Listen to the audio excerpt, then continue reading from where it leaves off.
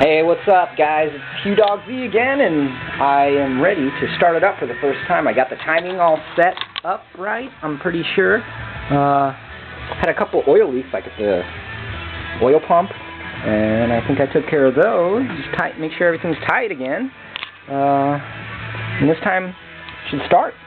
So what am I doing over here? I gotta connect these plugs to the injectors. Alright, so now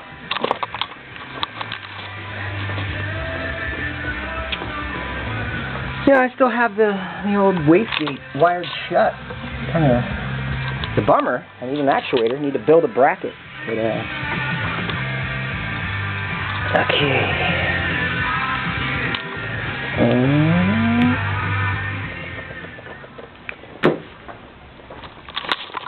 There we go.